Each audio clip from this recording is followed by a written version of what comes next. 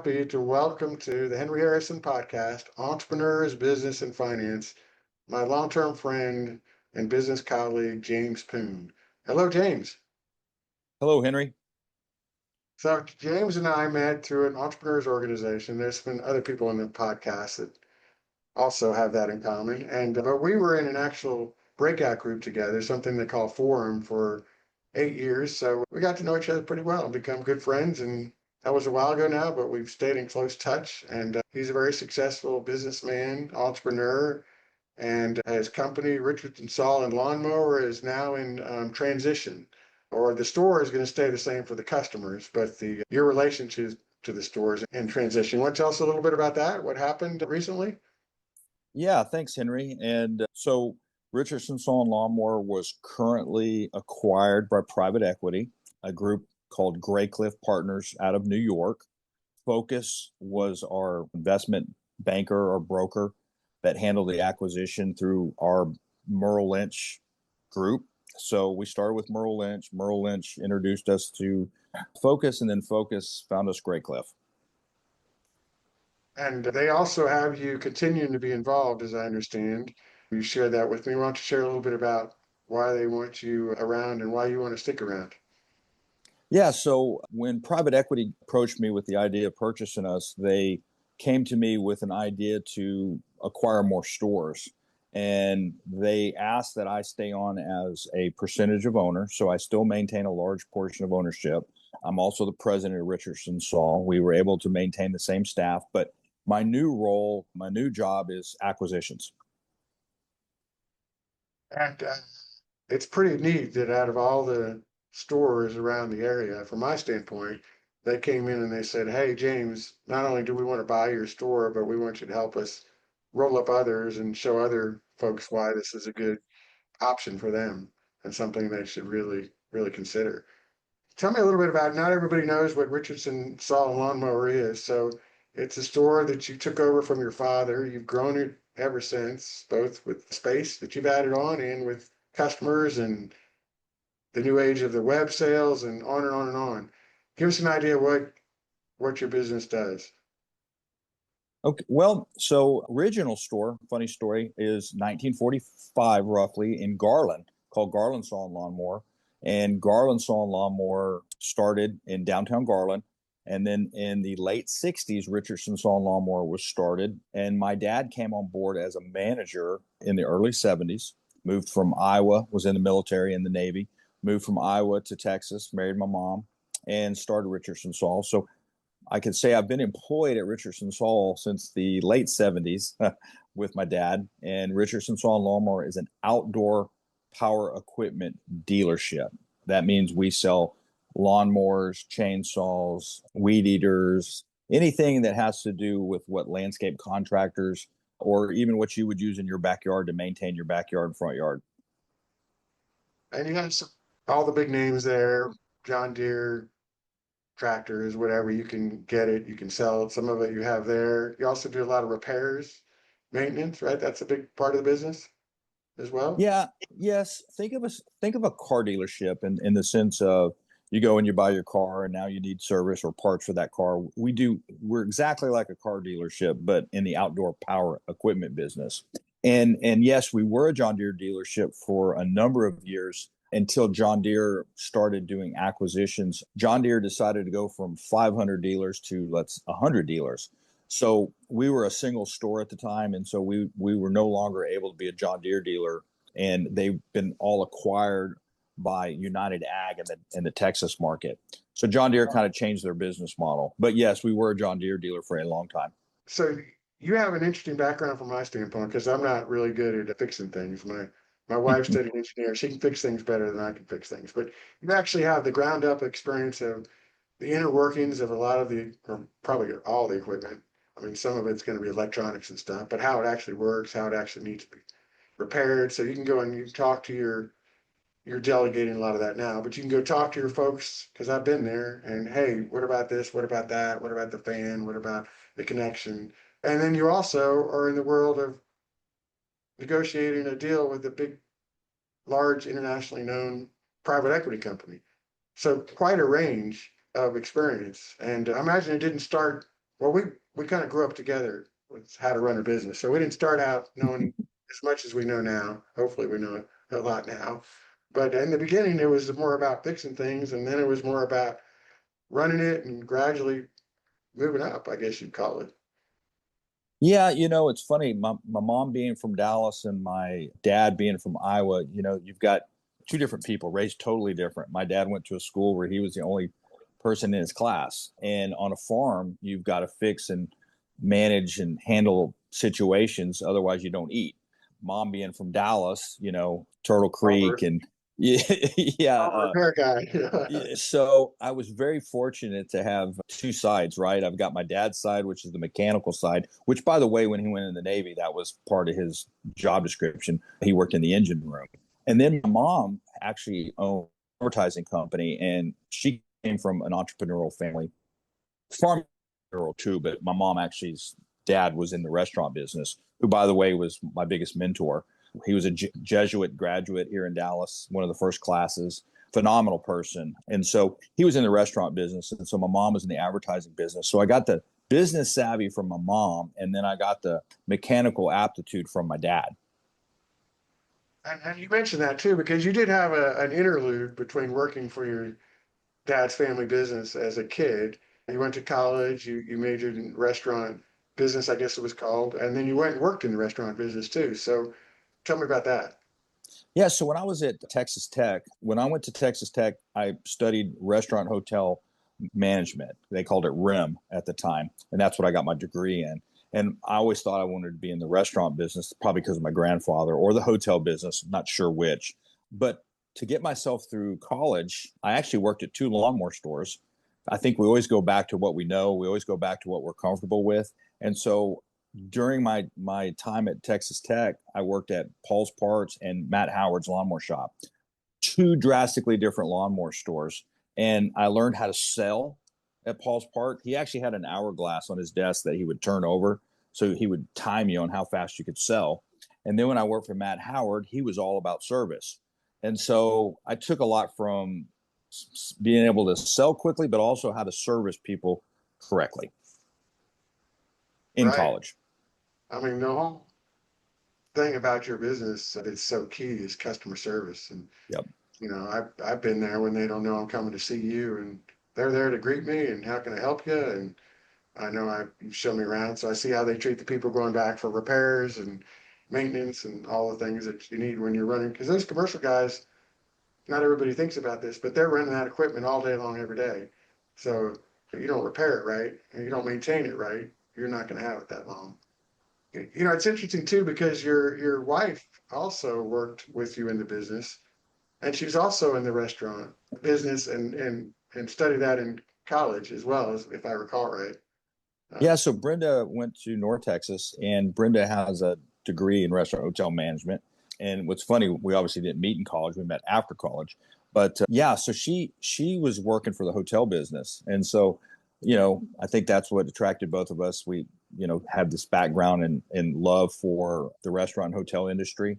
I always believe everyone should work in the service industry at one point in their life and have much more respect for the people waiting tables, bussing tables, behind the counter, getting your rooms ready. The service industry is very difficult. It's very consumer challenging sometimes. But yeah, so she does that, and she still to this day still works in that. She consults with companies, and she's actually in charge of FIFA this year in the Dallas market for a big company called On Location. So that's her new venture at the moment. that's pretty neat. Well, she's a smart cookie. I know that from knowing her, and a very sweet person and a good mom. You have a son now that just I met. I probably met him before when he was real young a few times, but I got to have a coffee with him while he's looking at what he's going to do now that he's graduated from college. And he is a good student, smart guy. He's interested in technical things. He's going a different direction, and I think you encouraged him to pursue his talents and his dreams. So, some parents kind of push him to come into the family business, and y'all took a different approach on that, which he seems to really appreciate. Did I get that right? Yeah, so Zach graduated from LSU in business, and so he never grew up here. It's kind of funny. He was a big soccer player, sports. He also went to Jesuit Dallas.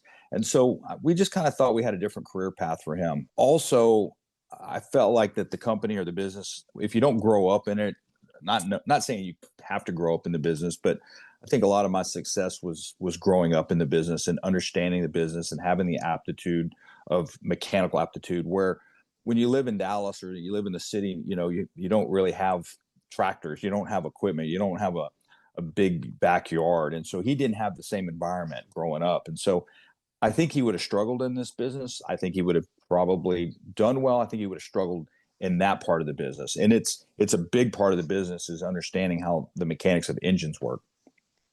Right. You mentioned tractor. I talked to you the other day, and you were out at your ranch with your dad on the tractor, mowing and clearing hay. Yep. So yeah, that's you've always been, whether it's hunting, fishing, ranching, cattle, motors, tractors. Yeah, you're an expert from where I sit. Well, I've got a few hours logged. I wouldn't know if I'm an expert, but I definitely put my time in those hobbies. I never took up golf, and my son plays golf, and so I think that's why I encouraged him to go a different direction. So he'd have his weekends. That's a tough thing for entrepreneurs today. The younger generation, isn't interested in working on the weekends, and when you're in retail, you can work 6 or 7 days a week. So that was something too. I wanted him to have a little better quality of life. I work on Sundays in the office. That's when you catch up as an entrepreneur and a small business. And you're always up early too. I know that about you. Uh, Yes, yes. that's kind of the farming, ranching mentality there as well. Well, so the other part, and we did touch on it, but yeah, if you don't know the foundation of customer service, and obviously you even learned that in school with restaurants and hotel, and if you don't know how the motors work and how to repair them and in your business, but you also needed to know, well, what your financials look like and what your top line and what your salaries and taxes and real estate taxes and when to invest more and all those kind of things. And how did you learn that? Well, I think like all of us, you learn on the job, right? I think it's the people you surround yourself with, and I think when I went to join EO, I needed to get around like-minded people. I needed to get advice, or I don't know if we use the word advice, but ideas on Mentoring, how. peer mentoring, they say. Yeah, Yes. yeah, we Um, mentored each other. we mentored each other. I think you got to surround yourself around really smart people. You've got to ask a lot of questions. Don't assume just because it's always been done that way, that's the right way to do it. There's always other ways to do it. You've got to you've got to sit down with your accountants. We do monthly books. They come to our office. We do our books here, and then we review and go over our books. And that's the best time to ask questions. The best time to learn about how my books affect my business. But you got to take the time. I can't emphasize that enough. As I'm doing these mergers and acquisitions, it's interesting to me when I ask these owners of these companies. I had this just 2 weeks ago. I said, "What's your total revenue?" And he had no idea what his total revenue. I said, "Well, when's the last time you looked at your books?" He says, "Well, I don't do them every month. I don't do them every quarter." And so, it's just like walk in your building and know all the light bulbs work in the building and all the toilets flush and all the doors lock and the security cameras. You've got to understand, you've got to take time to look at your financials. And as business owners, we wear a lot of hats. Sometimes we're repairing, like let's say the refrigerator the employees use and it breaks, and you're going to go fix that or go fix the sprinkler system or trim a tree up. Or if you get broken into, as I've had a lot of break-ins, you've got to put the door back together at 2 a.m. on a Saturday. So, you just got to get up early. You got to read the information. You got to follow through. But most importantly, you got to ask a lot of questions until you understand it. You can ask questions, but if you don't understand it, keep asking questions. And if you still don't understand it, find another way or ask a different way until you do, or get with your peers and run it by them. And I was fortunate to be in a great group with you. And I think there was 10 of us in that group. And that it was awesome because everybody was a little different, but we had some guys that had tremendous amount of experience in financials. And I know that there were some guys in the group that helped me with financials and understanding and reading financials. That's not always an easy thing, and you do have to pay attention. And I'm sure that's one of the reasons that you got picked to roll into this private equity, because you had the spectrum of knowledge of running a business top down and running a business bottom up. And those people are hard to find.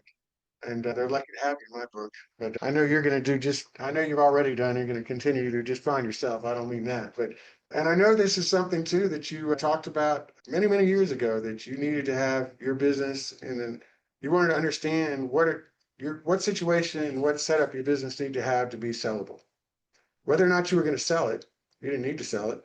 It's a time in your life where you decide you wanted to go on and you're taking on new challenges. It's not like you're retiring. You're ready for a new challenge or a new adventure. But so talk a little bit about the changes of the business itself. It's been quite a while now. You've been running it. The world's changed a lot. Didn't have iPhones, didn't have online sales. Imagine there's a lot of other things that have changed over the years. Yeah, I think, well, certainly the online business wasn't there. It's really, that's some difficult to navigate right now, because one of the challenges that you run into is most small businesses like myself, you're not an Amazon, and what we're seeing now is people really expect it to be on the front door at the end of the day or within 24 to 48 hours. And for a small business, sometimes that's very difficult to do. We don't have our own delivery trucks. We don't have that deep of an inventory. So the online side of it has been difficult to navigate, as I mentioned earlier. And the other thing is we've had a lot of restrictions from manufacturers on what we can and cannot sell online, but they're starting to open up. When online started, it was an absolute no way, no how can you order or ship anything online. And then one thing led to another, and of course dealers push the envelope. We just get slapped on the hand when we did something, but they'd never cancel us. But now it's the manufacturers are starting to ship directly to our customers, starting to cut us out. So I'm not really sure where this is going to go with the online side of it. I do think in the next 5 to 10 years, though, as we, here's where I'm going with this.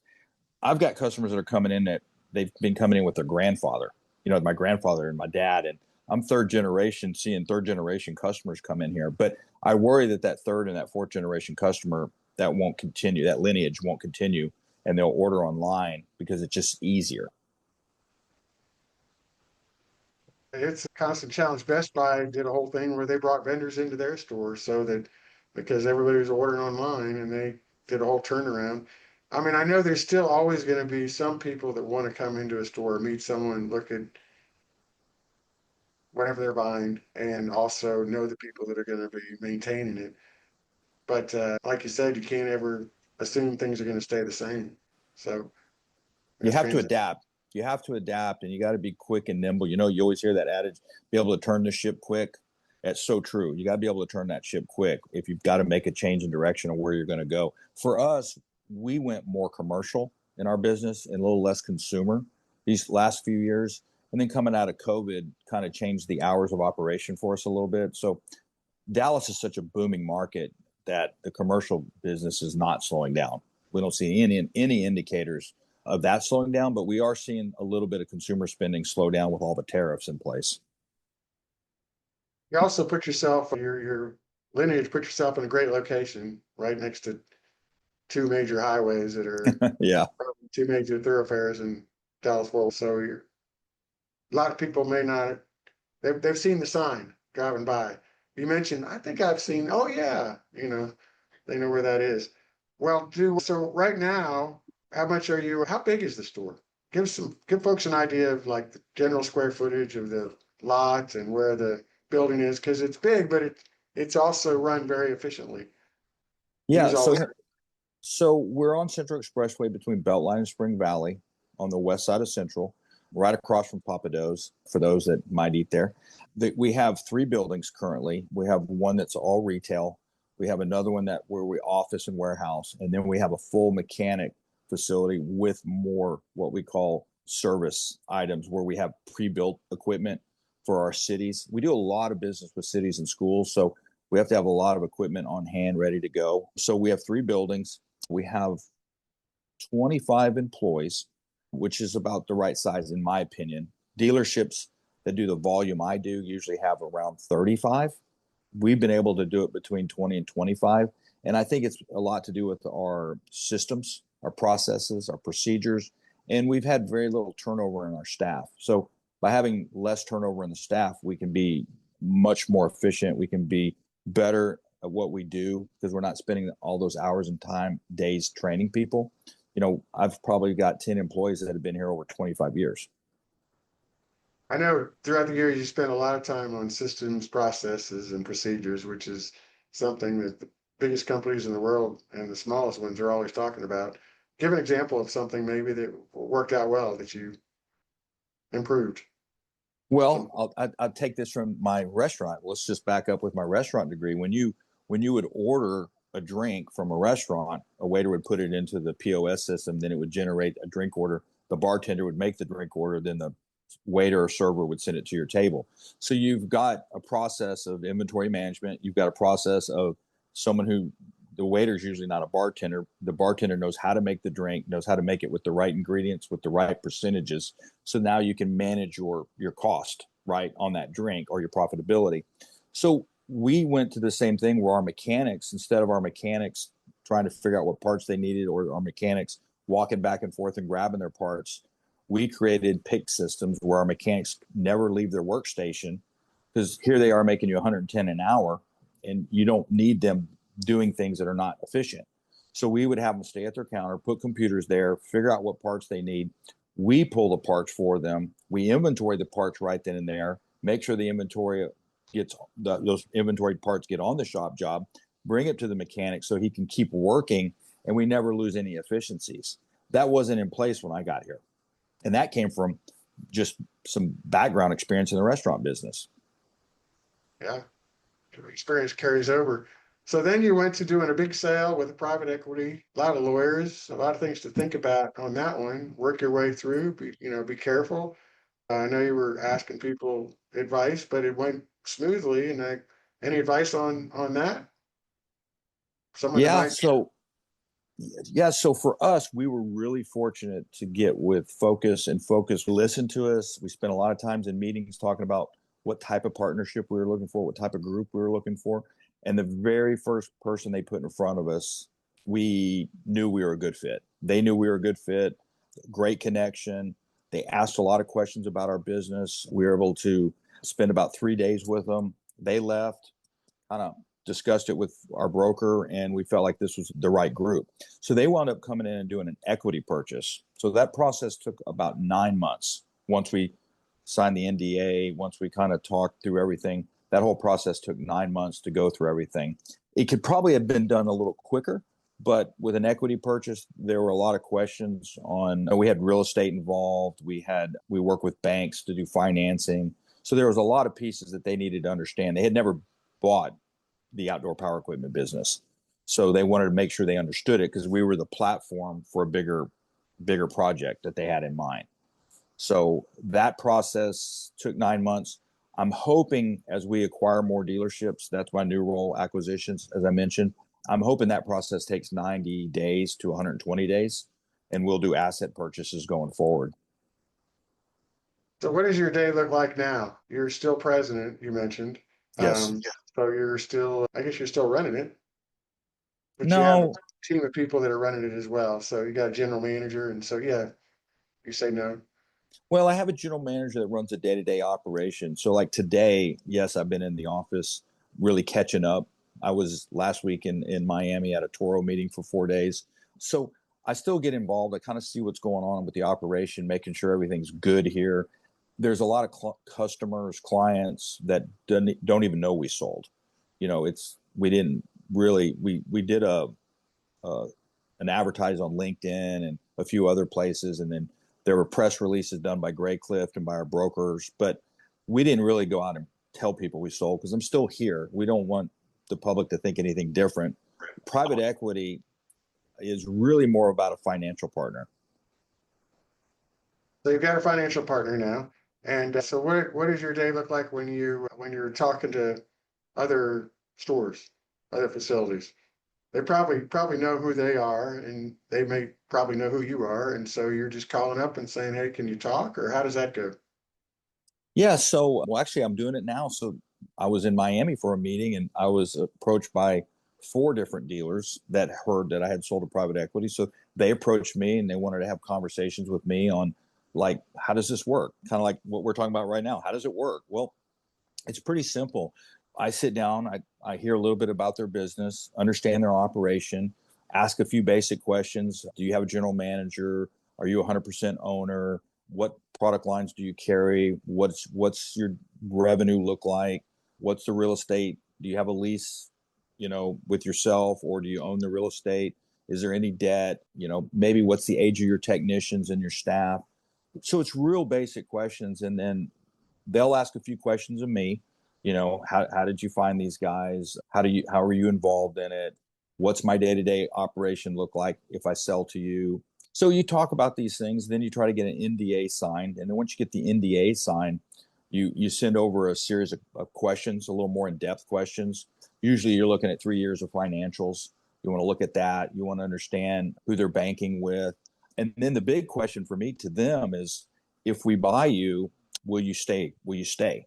Because I can't run 10, 15 stores throughout Texas and Oklahoma. So it's getting them to take money off the table, maybe leaving a little money in the roll up, and then getting them to run the store. And sometimes that's a little hard for them to fathom. They're thinking, hey, I'm going to take all this money. I mean, I'm retired. I'm done. Thought that was the point of selling, right? It's like selling your house. You move out. And with these kind of acquisitions, you're selling the house, but yet you still live in it. So we're kind of leasing it from you until we sell it again.